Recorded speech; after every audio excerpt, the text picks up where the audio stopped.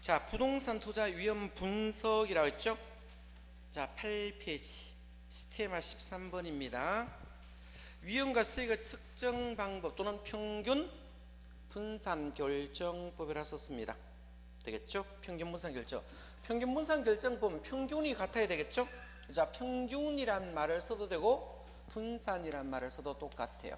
그래서 평균과 분산이 뭡니까? 똑같죠? 그래서 평균 분산 결정법이라고 했습니다. 결정법. 그래서 평균 분산 결정법 이렇게 표현하겠죠. 그죠? 자, 그럼 둘 중에 하나 똑같아야 됩니다. 평균으로 문제가 나올 수도 있고 평균 대신 기대 수익률이란 말을 써도 된다 했죠. 그래서 기대 수익률 이렇게 표현을 해도 되고요. 분산 대신 뭡니까? 예? 표준 편차로 써도 됩니까? 표준 편차. 표준 편차 이렇게 표현하기도 하고 표준 편차를 다름으로 위험이라고 표현합니다. 이걸 우리가 위험이라고 이렇게 표현을 하시면 됩니다. 그래서 이걸 평균 분산 결정법인데 둘 중에 하나는 같아야 되겠죠? 자, 이렇게 한번 보겠습니다. 표를 만들어서 본다면, 그죠? 표를 만들어서 본다면 사상이 세 개를 가지고 보겠습니다. 세 가지 대안을 본다면 A라는 대안과 B라는 대안과 C라는 대안이 있습니까? 세 가지 이렇게 대안이 있겠죠. 그러면 기대 수익률이 여기 있습니다. 기대 수익률 있겠죠. 기대 수익률 있고, 자, 여기 위험이 있습니까? 위험을 다름으로 표준 편차라 씁니까? 이걸 표준 편차 이렇게 부르겠죠. 표준 편차라고 본다면, 자, 둘 중에 하나는 같아야 되겠죠. 만약에 기대가 동등하든지 위험이 동등하든지 둘 중에 같아야 되겠죠. 만약에 기대가 똑같으면 기대 수익률이 20% 똑같다면 위험이 큰 쪽입니까? 적은 쪽입니까? 적은 쪽이 큰 쪽을 자 지배한다 또는 결정한다 되겠죠. 그러면 A 대안과 B 대안은 비교하면 누가 위험이 더 습니까? 기대가 동등하잖아요. 기대가 동등하면 자 위험이 적은 쪽이 큰 쪽을 지배하겠죠. 그림상으로 오면 자 이렇게 되겠죠. 자, 기대 승률이 지금 똑같죠?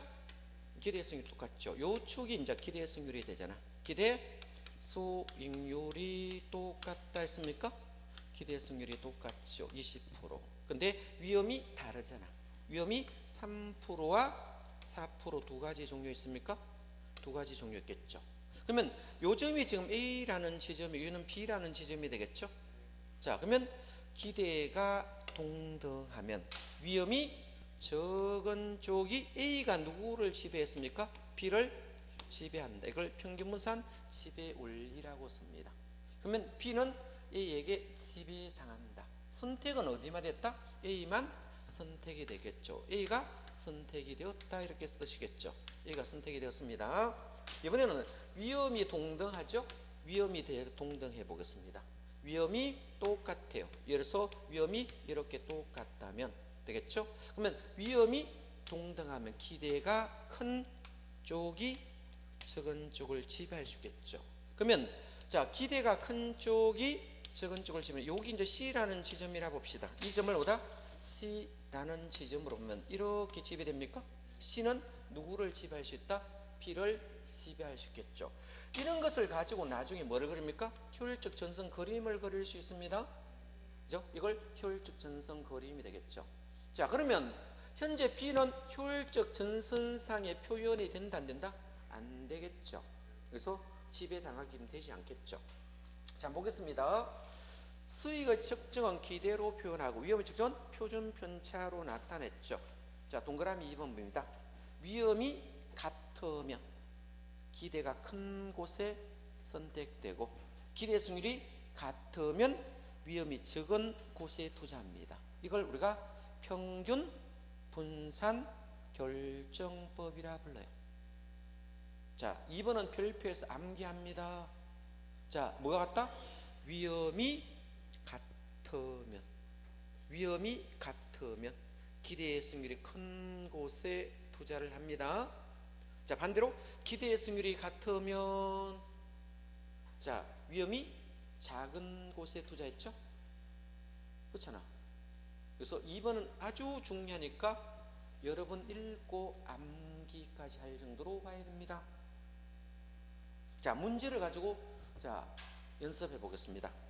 부동산 투자의 기대 승률과 위험에 대한 설명이 옳은 것을 골라 했죠. 1번 부동산 투자는 채택되기 위해서는 요구 승률이 기대보다 커야 됩니까? 적어야 됩니까? 요구 승률이 기대보다 크다는 게 틀렸죠. 요구 승률이 커야 돼요? 기대 승률이 커야 돼요? 기대 승률이 커야 되겠죠. 요구 승률은 비용 개념입니다. 기대 승률은 수익 개념이 되겠죠. 요구 승률이 적어야 된다. 1번 틀렸고 2번 자, 평균 분산 지배 원리에 따르면 A 투자안과 B 투자안이 기대 승률이 같다 했습니까? A와 B가 기대가 동등하다면 A 투자안보다 B 투자안이 기대 승률이 표준 편차가 누가 더 크대요? B가 더 크다 했습니까? 그러면 위험이 B가 더 크니까 A를 투자를 선호하게 된다 했습니까? 2번이 맞는 정답입니다. 3번 투자자 위험을 회피할수록 위험 X축과 기대성의 Y축 관계를 나타내는 무차별 곡선은 기울기가 완만하다 했습니까? 완만하다. 자, 그러면 무차별 곡선이 완만하게 있는 것은 여기 있는 게 무차별 곡선이 완만하게 있는 곳이 있습니다. 자, 무차별 곡선이 급한 곳에 있는 것은 위험 회피형입니까? 위험 선호형입니까? 위험 회피형은 극경사에 있습니다. 위험 선호형은 완경사다. 그래서 요는 무차별 곡선이 위험 뭐다? 선호형이 되겠죠? 위험 선호형이 됩니다. 우리가 위험 선호형 공격적입니까? 예? 공격적 투자자입니까? 그래서 공격적 투자자겠죠. 투자자 되고. 그죠? 위험 회피형은 극경사에 있습니까? 그래서 위험 회피형은 무차별 곡선이 극경사였죠. 그래서 위험 회피형 되겠죠. 위험 회피형이니까 위험 회피형 급경사에 접해 있습니다. 무차별 곡선이. 자, 요거는 보수적입니까? 네, 보수적이죠. 보수적 투자자라고 볼 수 있습니다. 그럼 요거 두 개를 한번 비교해 보겠습니다. 자, 그러면 현재 여기에 보겠습니다. 요 크기하고 요 크기를 한번 비교해 보겠습니다. 자, 요 높이와 요 높이를 제가 비교해서 보겠습니다. 둘 중에는 같아야 되겠죠? 자, 이 수익률이 동등한 쪽을 비교해 보겠습니다. 자, 위험이 커요? 적어요? 자, 요 수익률이 현재 요 수익률이 15라 봅시다. 15 높이 수익률입니다. 요 15 높이 수익률이라고요. 같은 거 비교하는 겁니다. 그러면 15 높이 수익률을 봤을 때 요거는 위험이 적죠? 자, 위험이 2밖에 안 된다 봅시다. 근데 여기는 위험을 이렇게 그림을 그려봤더니 30이나 됐습니다. 다르죠? 누가 위험이 큽니까? 동등한 승률 크기를 할 때 어느 쪽이 위험이 더 크죠? 이걸 위험 선호형이라 씁니다. 됐죠? 위험 선호형이고, 동등한 승률로 비교했을 때 위험이 적어요? 이걸 위험 회피형이라고 불러요. 둘 중에 하나는 같은 것이고 나머지를 비교하는 겁니다. 나머지를 비교했을 때 얘가 뭐다? 위험 선호형이니까 공격적 투자고, 얘는 뭐다? 위험 회피형이니까 보수적 투자입니다. 이 위험 회피형 보수도 완경사에 있습니까? 극경사에 있습니까? 예? 급경사에 있습니다. 무차별 곡선이 어디 있다? 급경사에 접해 있습니다. 얘는 무차별 곡선이 완경사에 접해 있다. 이 말을 지금 하고 있는 겁니다. 이게 이해가 안 되니까 그냥 이거를 무조건 암기를 합니다. 그러면 무조건 암기하면 어떻게 될까요? 왜 무차별 곡선은 이 무차별 곡선은 아래로 불러갈까요? 예? 무차별 곡선이 왜 아래로 불러가다고 이렇게 적어놨을까요? 자, 생명체는 위험 조화에 싫어요. 싫어하죠. 그래서 방어적 행동을 합니다. 그래서 길 가다가 자, 낙엽도 보면 아래로 불러가게 되어 있습니다. 모든 생명체는 무차별 곡선의 형태죠. 위험을 싫어하기 때문에 자기 방어적 효과니까 모두 다 아래로 불러갑니다. 그죠? 그래서 개별 투자자의 곡선을 무차별 곡선이라 씁니다.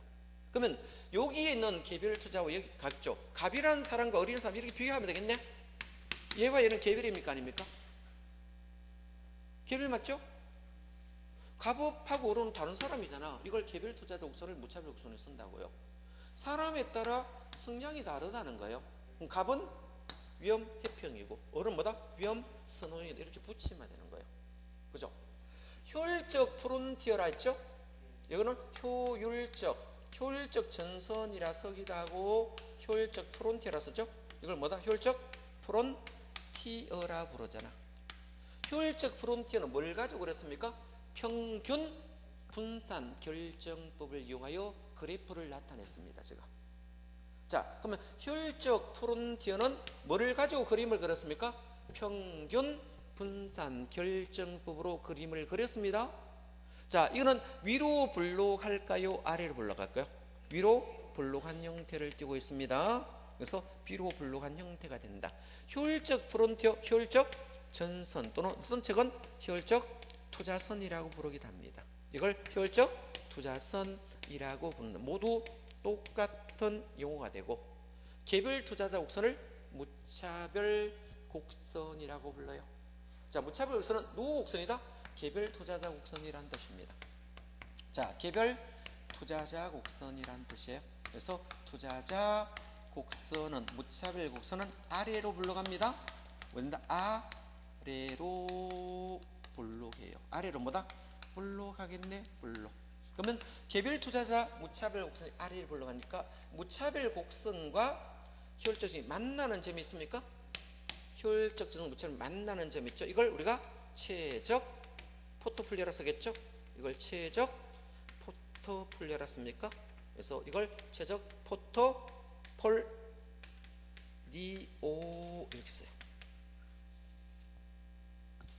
자, 최적 포트폴리오는 뭐다? 효율적 전선과 무차별 곡선이 접하는 점이 되겠죠? 접하는 점인데 교차점 이렇게 말하면 틀린다는 거 되겠죠? 자, 이렇게 정리하시면 되겠네. 그러면 3번이 왜 틀린지 알겠죠? 그래서 위험 해평은 완만한 곳에 있습니까? 급한 곳에 있습니까? 급경사에 접해 있어야 되겠죠? 완만한 것은 위험 선호형이 되겠죠? 자, 4번 투자 위험과 기대 수익률의 부의 상관관계가 있다가 틀렸습니다. 그죠? 위험과 수익은 무슨 관계다? 비례관계 성립은 정의 상관관계 있겠죠. 위험이 그러면 기대 수익도 크게 요구하겠죠. 수익도 크게 요구할 수 있고 이건 요구수익률하고 정의 상관관계다. 이렇게 하는 게 더 낫겠네. 자, 5번에 무위험률의 상승은 투자자 요구수익률을 증가시킵니까?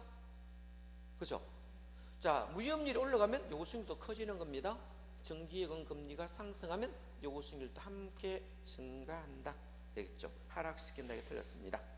자, 위험 처리 방법이라고 있습니까? 위험 처리 방법인데, 자, 위험한 투자일수 제외시키는 방법은 무위험률 100분이죠. 이건 공식을 지금 말하고 있죠.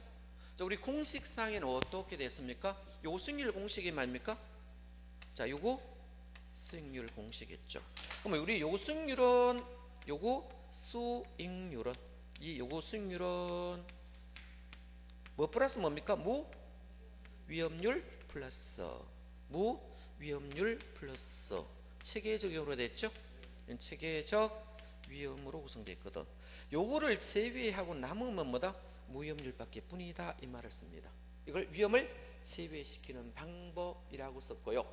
자, 보수적 예측 방법이라고 있습니다. 이 보수적 예측은 최소 추계치를 판단 기준으로 쓴다 했죠. 이거는 뭔가 하면 우리가 투자를 할 때 기대 수익률하고 요수익률을 비교합니까? 안 합니까? 하겠죠. 그러면 이 기대라는 수익률이 존재하겠죠. 이 기대 수익률이 이렇게 존재했을 때 이 기대 수익률이 세 가지 있어요. 최대한 추계치, 최대한 추정하여 계산된 수치 있습니까? 되겠죠. 중간도 추정할 수 있습니까? 중간으로 추정하여 계산된 수치도 있고, 가장 낮게 할 수 있습니까? 최소한 추정하여 계산된 수치가 존재한다면. 자, 기대 수익률은 최대를 제가 12% 한 잡아보겠습니다. 기대 수익률. 중간을 11% 잡고 최소를 10% 기대 수익률을 잡았을 때 보수적 예측 방법, 이거를 투자 판단으로 쓴다 이 뜻이겠죠. 그죠? 이걸 보수적 예측 방법은, 이 보수적 예측 방법은 투자 판단을 뭐로 쓴다? 기대성 쓸 때 세 가지 중 최소 추계치를 판단 기준으로 쓰겠죠. 그러면 이거를 판단으로 썼을 때 요수익률하고 비교를 하여 투자 판단합니까? 요수익률보다 크면 투자하고 적으면 투자를 하지 않는 방법을 보수적 예측 방법이라고 씁니다. 자, 밑에 위험 조정 할인율이 있습니까? 위험 조정 할인율은 이 요수익률을 우리가 할인율로 씁니다. 뭐로 쓴다? 할인율. 이 할인율을 쓰는데, 자, 그러면 여기 무위험률 부분과 위험 할증률 부분이 있습니까? 위험 할증률 부분이 있겠죠. 그죠? 자, 예상된 인플레이션도 있습니다. 그러면 체계적 위험의 종류는 위험 할증률 부분과 예상된 인플레이션이 있는데, 여기에 요 수익률 할인율을 쓸 때 요 위험까지 조정해서 할인율을 썼습니까? 그죠? 그래서 위험 할증률까지 가산되어 썼죠. 이걸 위험을 조정했습니까? 위험을 조정해서 쓴다 해서 위험 조정 할인율이라 썼습니다. 되겠죠? 여기까지 넣으면 뭐다? 피세 효과가 된다 했습니까? 무슨 효과? 피세 효과가 된다. 그래서 위험이 크면 높은 할인율을 씁니까? 그죠? 위험이 증가하면, 위험이 증가할 수 있잖아. 위험 할증률이 늘어나면 높은 할인율을 쓰겠죠? 자, 그래서 위험이 증가하면 높은 할인율을 쓰는 것은 위험과 수익은 무슨 관계다? 비례 관계가 성립한다 했습니까? 어떤 관계 성립한다? 비례 관계가 성립하기 때문에 그렇다. 그래서 위험과 수익은 비례 관계, 다른 말로 상세 관계라는 말을 썼다, 이런 뜻입니다. 자, 그렇겠죠? 자, 보시면 되겠죠? 그래서 그 밑에까지 용어 정리됐고, 다음 페이지 보겠습니다. 9페이지 봅니다. 민감도 분석이라는 용어 있죠? 민감도 분석, 다른 말로 감응도 분석 이렇게 표현했죠. 감응도 분석 이렇게 표현하겠죠. 자, 투입 효과를 분석하여 포함된, 자, 투입 요소가 변한대요. 뭐가 변한다? 투입 요소가 변함에 따라, 그죠? 그 결과치 어떠한 영향을 주느냐 물었습니다. 여기 볼래요? 여기 임대료가 있거든. 임대료 있어요. 자, 요 건물에 예상되는 임대료가 있어요. 예상되는 임대료가 있는데, 만약에 이 건물 주인이 이 예상되는 임대료가 있겠죠. 만약에 이 임대를 하는 단위가 5개가 있다 가정합시다. 그러면 한 개당 1년에 1,000만 원씩 한번 받아보겠습니다. 임료를 뭐다? 1,000만 원씩 한번 받아보겠습니다.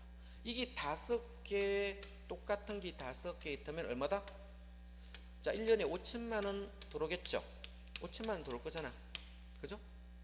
100% 임대되면 5천만 원 맞습니까? 이걸 가능이라 씁니다. 뭐란다? 가능한 총소득이 얼마요? 5천만 원 되겠죠. 자, 그 문제는 뭡니까? 여기 공실도 발생할까 안 할까요?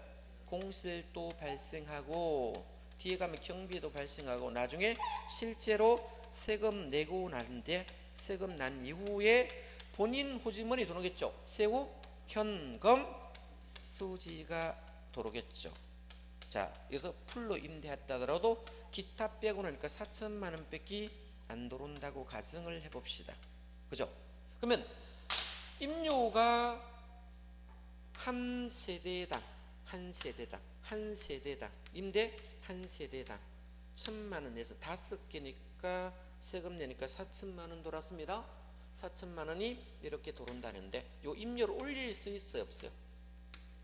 있겠죠. 이걸 1,500만 원으로 임대를 올렸다면, 1,500으로 임료를 올리면 이 임료가 올렸을 때 여기 위치가 좋고 사람들이 선호하는 지역 같으면 세입자가 다른 데로 갈까요, 안 갈까요? 안 가겠죠. 그러면 임차인들이, 자, 나갈 수도 있고 안 나갈 수도 있잖아. 그럼 만약에 사람들이 돈에 대해서 민감하면 공실률이 클까요, 적을까요? 민감하면 공실이 크겠죠. 뭐하다면? 여기에 월세에 민감하다면, 뭐하다면? 민감하게 반하면 다른 곳으로 이사 갔어, 안 갔어요? 갔겠죠. 이렇게 이사 가다 보니까 처음보다 돈 도록이 줄어들 수 있습니까? 자, 줄어든다면 순형가가 마이너스입니까, 플러스입니까? 마이너스죠. 순년가가 마이너스라는 것은 결론적으로 뭡니까? 민감도가 큽니까? 투입 요소가 변함에 따라 결과치에 그죠? 마이너스 영향을 줬죠. 그죠? 그런데 1500을 받았는데 여기에 위치도 좋고 상권도 지금 상가 건물이라면 공실이 없다면 똑같다면 처음보다 수익이 늘어날까요? 줄어들까요? 늘어나겠죠. 6천만 원 이렇게 늘어났다면 순년가 처음보다 플러스입니까? 플러스 되겠죠. 플러스 된다는 것은 사람들이 임료에 민감해요? 안 해요? 민감하지 않다는 거죠. 그러면 민감도가 크면 위험이 클까요? 예? 위험이 크다는 말이 성립하겠죠. 민감도가 적다는 것은 위험이 어떻게 될까요? 적다는 뜻입니까? 이 말이에요. 그래서 민감도가 큰 것일수록 위험도 커져가고 민감도가 적으면 위험도 적다는 등식이 성립할 겁니다. 이런 것을 투자, 금융, 개발 등에 이용하겠다는 겁니다. 그럼 문제가 나올 때 투입 요소가 변함에 따라 결과치에 어떤 영향을 주느냐를 묻는 것을 우리가 민감도 분석이기 때문에 그 출근하는 걸 꼭 기억하라는 겁니다. 자, 그러면 투입 요소가 변함에 따라 결과치에 어떤 영향을 주는 이 지문이 있나를 있으면 맞는 말, 없으면 틀린 말이다. 이걸 찾는 문제입니다. 되겠죠? 그래서 2번, 1번이 아주 중요합니다. 1번은 많이 기출됐습니다. 많이 기출됐으니까 반드시 정리됩니다. 자, 2번 참고로 봅니다. 민감도는 큰 투자일수록 순년가 변동이 심하고 더 위험한 투자로 평가하겠죠. 자, 수익률이 있습니다. 그래서 수익률의 종류는 세 가지 있습니까? 기대 수익률, 요구 수익률, 실현 수익률 세 가지 종류의 수익률이 존재하고 있습니다. 세 가지 종류가 있겠죠. 자, 여기서 말하는 기대 수익률은 부동산에 대한 기대 수익률을 말합니까? 예? 자, 부동산 수익률을 말해요. 자, 여기 부동산이 있어요. 여기 현재 부동산이 이렇게 있습니다. 이 부동산을 내가 샀습니다. 1억 주고 샀어요. 1억 주고 샀어요. 자, 부동산을 1억 주고 샀어요. 근데 이거를 사서 내가 봤더니 한 달에 100만 원 수익이 들어온다면 1년 같으면 얼마 들었어요? 12개월이니까 얼마 나왔어요? 1200만 원 나왔습니까? 이 1200만 원은 이 부동산 때문에 나왔어요? 예? 부동산을 안 사면 이거 나와야 안 나와요? 안 났죠. 이거를 부동산 안에서 발생했습니까? 부동산을 사면서 발생하는 것을 뭐다? 내부 수익률이었습니다. 부동산을 안 샀으면 이 수익률이 발생했어요? 안 했어요? 안 하죠. 그래서 이거를 부동산 내에서 발생하는 수익률을 우리가 내부 수익률. 자, 부동산을 삼으로 기대하는 수익률입니까? 이걸 기대 수익률이 해놨습니다. 이 수익률은 부동산에서 예상되는 수익률입니까? 예, 부동산을 샀을 때 예측되는 수익률이라 부릅니다. 자, 부동산은 물건입니까? 사람입니까? 물건이므로 객관적이란 말을 씁니다. 이걸 우리가 객관적 수익률이라 씁니다.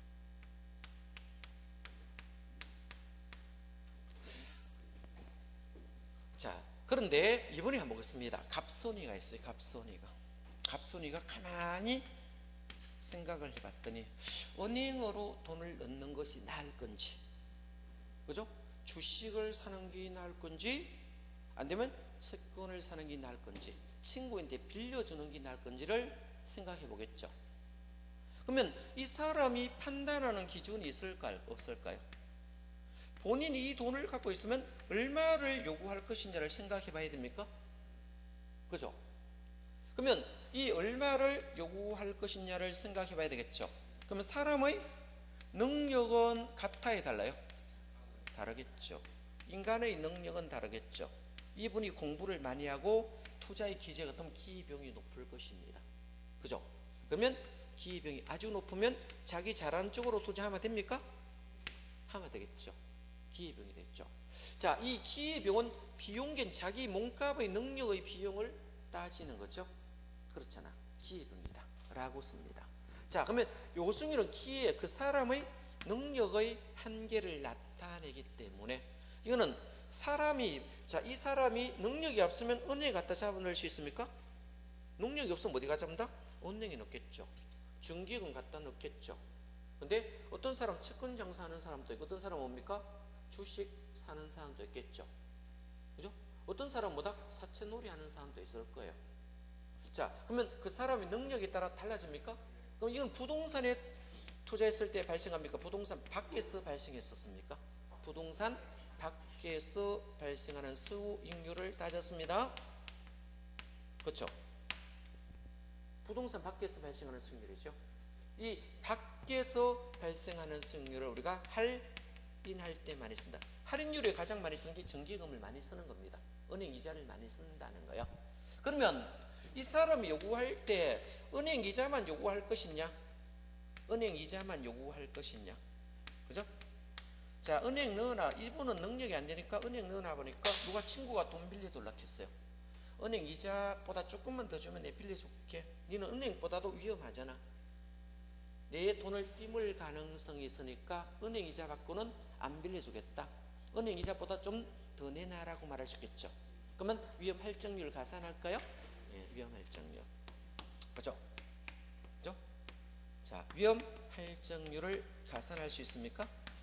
그죠? 자, 그러면 이분이 돈을 빌려갔을 때 돈이 아주 많고 띄물 일은 절대 없다면 위험은 좀 적겠죠. 그래도 은행보다는 위험하겠죠. 그죠? 사람은 믿을 수 없잖아. 그죠? 그러면 위험 할증률이 됩니다. 자, 근데 돈 가치가 떨어질 수도 있어요, 없어요? 있겠죠. 앞으로 이만큼 돈 가치가 떨어진다면, 그죠? 예상된 인플레이션이죠. 지금 참여정부 와가지고 돈 가치 엄청 많이 떨어뜨리 놨거든요. 그죠? 그래서 돈 쓸 게 없어요.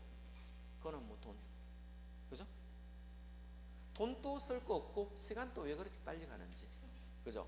그렇죠, 좀요. 시간 잘 가죠? 그렇잖아. 그래서 사람이 요구하는 겁니다. 요까지 요구할 수 있습니까? 아까 요까지 요구하면 무위험률이라 쓰고, 여기까지 하면 위험 할증률이라 썼습니까? 위험 조정률이라 쓰고, 요까지 오면 피셔 효과라 쓰면 됩니다. 무슨 효과? 피셔 효과란 말을 씁니다. 되겠죠? 그러면 위험이 커져가면 수익도 커져갑니까? 여기까지 하면 위험 조정률입니까? 뭐가 된다? 위험 조정률이라 썼습니다. 요걸 위험 조정률이고, 요거를 할인율로 쓰면 위험 조정 할인율이란 말을 썼다는 것뿐이에요. 여기까지 가산하면 어떻게 됩니까? 피셔 효과란 말을 썼습니다. 무슨 효과? 피셔 효과라 썼고요. 그죠? 여기까지 하면 위험 제외시키는 방법이라 썼습니까? 뭐를 제외했다? 위험을 제외하는 방법이란 말을 썼다는 겁니다. 자, 그러면 요승률은 사람이니까 주관일까요? 객관일까요? 주관입니다. 사람에 따라 틀리겠죠? 이걸 주관적 수익률이라 씁니다. 그러면 두 개를 비교했을 때 이거 두 개는 판단은 사람의 자기 기준 판단보다 이것이 더 낫다고 생각하면 사겠죠? 그러면 기대가 요거보다 크면 부동산 투자할까요? 기대가 이것보다 적으면 부동산 투자해요? 안 하죠. 이거 단순 논리겠죠. 자, 요거는 둘 다 사전적 개념이 되겠죠. 투자 판단은 기대와 요구만으로 판단했습니까? 이걸 사전 수익률이었습니다. 둘 다 뭐다? 사전 수익률로 투자 판단을 합니다. 자, 투자 판단은 사전 수익률로 투자를 판단합니다. 사후 수익률로 투자를 판단하지 않습니다. 그래서 기대가 요것보다 크면 투자를 선택합니다. 실제로 시간이 흐르고 나면 어떻게 돼요? 자, 실현될 수 있습니까? 없습니까? 시간이 흐르면 나중에 수익률이 나올 수 있습니까? 이걸 사후 수익률을 실현 수익률이라 씁니다. 실제로 1억을 주고 샀는데, 그죠? 1200이 안 나올 수도 있잖아. 이걸 우리가 1년이 경과해보면 알 수겠죠. 이걸 실제 수익률이라 씁니다. 이걸 뭐다? 실제 수익률. 실제 수익률이라 부르기도 하고, 이걸 다름으로 실현 수익률이라 씁니다. 이걸 뭐다? 실현 수익률이다. 실현 수익률이라 씁니다. 실현 수익률은 투자 판단으로 쓴다 해서 안 쓴다 해서 안 쓴다라고 했습니다. 되겠죠? 이걸 과거의 승률 또는 역사적 승률 이렇게 표현하기도 한다는 거예요. 자, 그래서 용어만 구분하시면 될 것입니다. 한번 읽어보겠습니다. 기대 승률을 사전 승률, 내부 승률, 예상 승률이라 부르고요. 요 승률은 자, 외부 승률입니까? 부동산 안에서 발생했어요? 밖에서 발생했어요? 밖에서 발생하는 것을 자 말합니다. 그렇겠죠. 이걸 기회비용 또는 필수 승률. 자, 이거를 왜 여기는 최소 승률이라는 말을 쓸까요?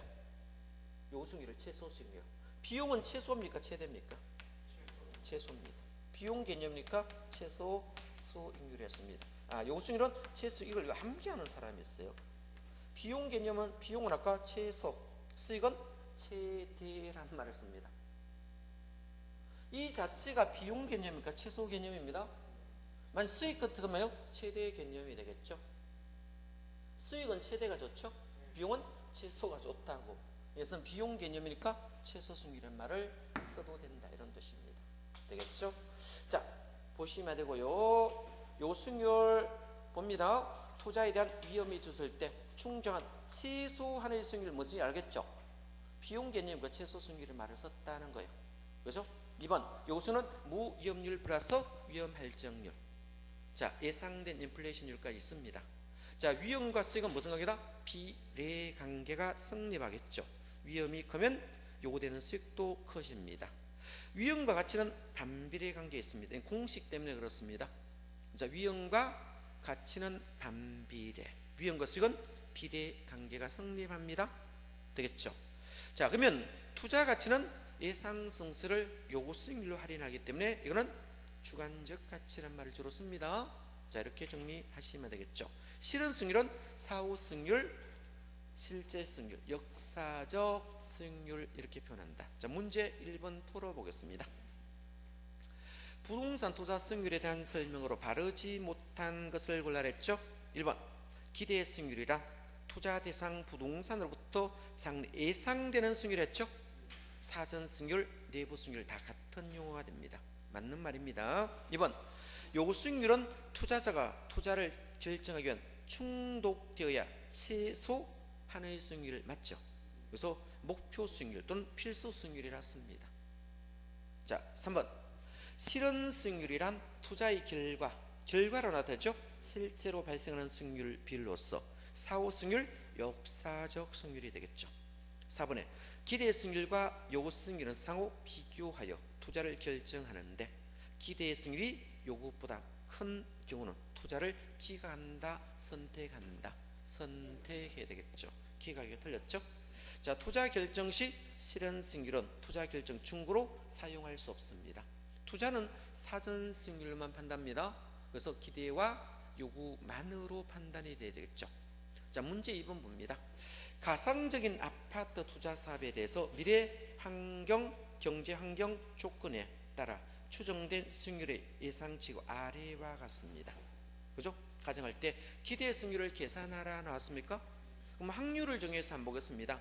자, 그러면 비관적일 때는 계산했을 때 얼마 나왔어요? 비관적일 때.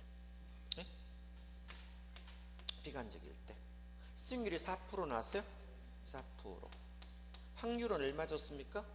20% 되겠죠. 그럼 이거는요 곱하면요 0.8% 나왔습니까? 0.8% 나왔어요. 자, 두 번째 보겠습니다. 정상적인 경우였습니까?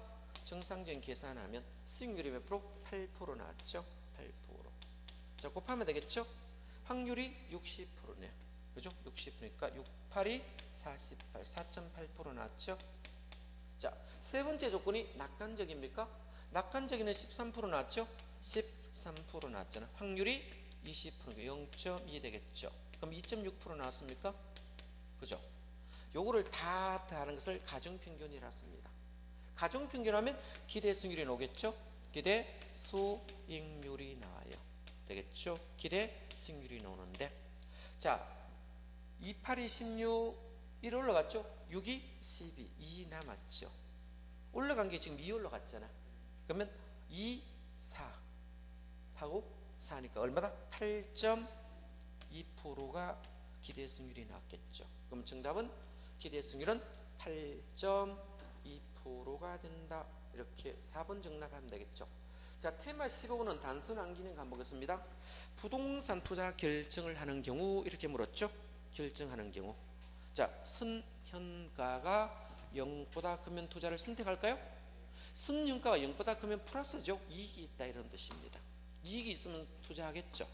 자, 내부 수익률이 요구 수익률보다 크다. 이거 투자하겠죠.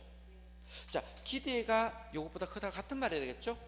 자, 투자 가치가 시장 가치보다 크도 투자를 선택합니다. 자, 수익성 지수는 1보다 크겠죠.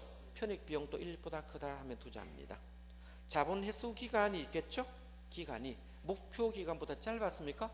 목표 기간이 10년이면 회수를 7년만 회수하였다면 투자를 선택하겠죠. 이 말을 하고 있고요. 부채 감당률은 1보다 클 때 투자를 선택하겠다라고 봅니다. 자, 포트폴리오 이론이 있습니까? 우리가 포트폴리오는 어떤 걸 포트폴리오입니까? 분산 투자를 포트폴리오라 씁니다.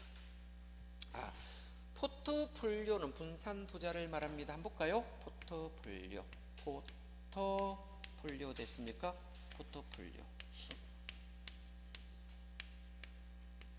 포트폴리오를 다름으로 분산 투자라 씁니다. 이걸 뭐다? 분산 투자. 분산 하나를 말할까요? 두 개 이상을 말합니까? 두 개 이상을 분산 투자라고 불러요. 되겠죠? 이걸 포트폴리오 다름으로 분산 투자 이렇게 표현을 한다는 것입니다. 되겠죠? 자, 그래서 분산 투자 다름으로 포트폴리오라 이렇게 부릅니다. 되겠죠?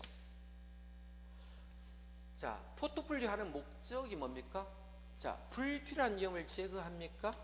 예, 불필요한 위험. 여기서 말하는 불필요한 이름이 뭘까요? 불필요한 위험이 어떤 것을 말합니까? 비체계적 위험을 불필요한 위험이라 씁니다. 이걸 우리가 비체계적 위험이 되겠죠. 이 비체계적 위험을 제거하려고 했죠. 이 불필요한 위험을 뭐 할 수 있다? 제거함으로써. 이걸 제거함으로써 안정된 수익을 획득할 수 있습니까? 그래서 안정된 수익을 획득하는 것을 목표로 삼습니까? 그래서 안정된 수익을 획득하는 것을 목적으로 삼는 것을 포트폴리오 목적입니다. 포트폴리오는 안정된 수익입니다. 대박과 쪽박을 찾는 것을 의미하는 것은 아니겠죠. 자, 그러면 이때 우리가 관계는 상관계수라 쓰는데 만약에 여름 상품과 겨울 상품이 있을 수 있습니까? 여름 상품과 겨울 상품이 있다면 여름과 겨울은 반대일 거 아닐까요? 반대되겠죠. 그래서 여름과 겨울 상품이 있다면 서로 반대될수록 분산 효과는 크겠죠. 이 반대를 마이너스로 표현합니다. 되겠죠. 이 마이너스로 표현하니까 이걸 반대라 써도 되고, 그죠? 이걸 상이란 말을 써도 됩니다. 상이 또는 반대 방향으로 간다면 서로 위험이 약분되겠죠. 상쇄되고, 같은 방향으로 가면 이걸 동일 방향이 됩니까? 플러스 되겠죠. 그래서 동일 방향으로 간다 또는 유사 방향으로 가면 상쇄가 적겠죠. 아무래도. 그죠? 그러면 포트폴리오는 자, 동일 방향이 좋은 게 아니고 반대 방향, 상위 방향이었죠. 이걸 상쇄된다. 되겠죠? 상관계수값이 어디로 해서 플러스 1로 가면 상쇄가 한 개도 안 되겠죠. 어디로 가면 마이너스 1이 되어야 상쇄가 많이 된다. 그래서 포트폴리오는 어디 사이에 가는 게요? 플러스 1과 마이너스 1 사이에 있겠죠. 어디로 갈수록 상쇄가 많이 됩니까? 마이너스 1로 갈수록 상쇄가 많이 되겠죠. 그죠? 1로 갈수록 분산 효과가 크다. 이 말을 하려고 한다는 것입니다. 자, 보겠습니다. 분산이란 말을 썼죠. 분산, 투자함으로써. 자, 안정된 수익을 획득하는 자산 관리 기법을 우리가 포트폴리오를 하는데요. 그죠? 이번 포트폴리오 비체계적 위험을 제거합니까? 자, B자에 동그라미 치고 B는 피할 수 있다 했었습니까? 피할 수 있는 위험. 피할 수 있는 위험 이렇게 나올 수도 있고 제거하기 위한 위험 이렇게도 갔습니까? 그러면 포트폴리오는 뭐를 제거하는 데 목적이 있습니까? 비체계적 위험을 제거하는 데 목적이 있습니까? 체계적 위험은 포트폴리오로서 제거할 수 없다 했죠. 체계는 제거 안 되니까 어디에 반영한다? 요구 수익률에 반영이 되어야 한다 했습니까? 그러면 체계적 위험은 어디와 관계 있다? 요구 수익률과 관계 있고, 비체계는 자 포트폴리오와 관계 있는 용어다 보면 됩니다. 위험의 종류는 딱 두 개밖에 뿐이거든. 체계적 위험과 비체계적 위험으로 나눠집니다. 이거 두 개 합친 것을 전체 위험 또는 총 위험이라고 부릅니다. 그러면 종류 이제 보시니까 체계적 위험은 피할 수 없는 위험이 있습니까? 자, 비체계는 뭐다? 피할 수 있는 위험이겠죠. 그래서 비체계는 피할 수 있는 위험이다. 자, 피할 수 없는 위험을 시장 위험의 종류겠죠. 위험과 수익은 무슨 관계다? 비례 관계다. 어떤 수익은 다 요구 수익률과 비례 관계에 있다는 겁니다. 자, 그럼 체계는 제거 안 되고 피할 수 없기 때문에 어디에 반영한다? 그 사람의 요구 수익률에 반영하는 것이고요. 비체계는 포트폴리오 함으로써 제거할 수 있는 위험을 비체계적 위험이 됩니다. 되겠죠? 최적 포트폴리오 아까 봤죠? 효율적 전선과 무차별 곡선을 접하는 점을 최적 포트폴리오라 쓰고요. 자, 효율적 전선은 아까 평균 분산 지배 원리로 그림을 그렸죠. 같은 위험에선 최고의 수익률을 나타낸 점들을 연결한 선을 우리가 효율적 전선이라 쓰며, 이 모양이 우상향하는 모양을 띠고 있대요. 그렇겠죠. 우상향 모양이다 라고 보시면 되겠죠. 자, 문제로서 자 확인하겠습니다. 문제 되겠죠. 문제 봅니다. 자, 포트폴리오 이론에 대한 따른 부동산 투자의 포트폴리오 분석에 대한 옳은 걸 골랐죠. 자, 인플레이션, 경기 변동, 이런 종류는 우리가 체계적 위험의 예문이 되겠죠. 분산 투자를 통해서 제거가 불가능합니다. 되겠죠. 그래서 이거는 제거 안 됩니다. 그래서 제거 안 되니까 요구 수익률에 반영하겠죠. 제거 가능이 아니고 불가능하다. 자, 1번 틀렸고, 2번 투자 자산과는 상관계수가 플러스 1보다 적을 경우 포트폴리오 구성을 통해 위험 절감 효과는 나타난다. 뭐가 아니있어? 플러스 1이 아니라면 포트폴리오 효과는 있습니다. 자, 이것도 틀렸네. 세 번째, 두 개의 투자들이 수익률이 서로 다른 방향을 마이너스로 씁니다. 다른은 마이너스 방향으로 움직일 때 상관계수는 마이너스 값을 가지므로 위험 분산 효과는 마이너스로 가면 커지겠죠. 자, 이거 틀렸습니다. 자, 4번 효율적 프론티어와 투자자의 무차별 곡선이 접하는 점을 최적 포트폴리오가 결정됩니까? 이건 맞는 말이죠. 자, 5번은 포트폴리오에 편입되는 투자수를 늘리면 늘릴수록 비체계적 위험이 줄어갑니까? 체계는 줄일 수 있다 없다? 없습니다. 뭐를 줄일 수 있다? 비체계적 위험을 줄여갈 수 있는데, 이 결과 총 위험도 줄어들겠죠. 체계는 줄어들 수 없습니다. 이것도 틀렸습니다. 그래서 맞는 지문은 4번이 되었습니다. 자, 2번 문제 보겠습니다. 부동산 포트폴리오에 대한 설명 중 틀린 것을 골라라, 이렇게 나왔습니다.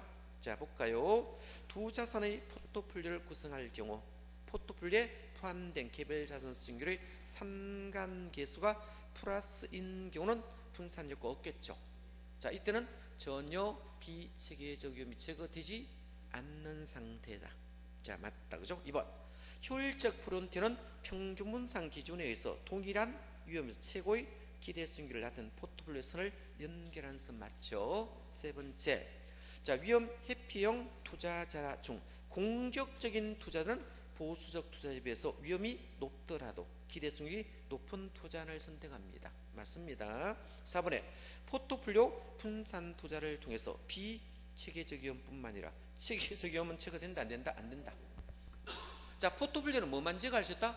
비체계적 위험만 제거된다. 체계는 제거가 불가능합니다. 틀렸습니다. 상시 안 됩니다. 5번에 포트폴리오 편입되는 투자 수익을 늘림으로써 체계적 위험은 줄어갈 수 있으며 그 결과 총 위험도 줄어든다.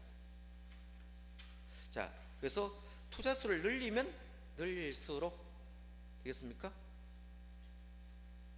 자, 이 비체계적 위험을 줄일 수 있으며 그 결과 총임도 줄는다. 저기 요것도 동그라미 칠래. 답이 두 개 됐네. 그죠? 체계적 위험은 주로 갈 수 있으면 아니고 비체계적 위험이 주로 갈 수 있겠네요. 그럼 답이 4번과 5번이 다 답하셔야 됩니다. 자, 현금수지 측정 방법이 있습니까? 현금수지 측정 방법. 이건 조금 쉬었다 하겠습니다. 설명을 좀 해야 되니까.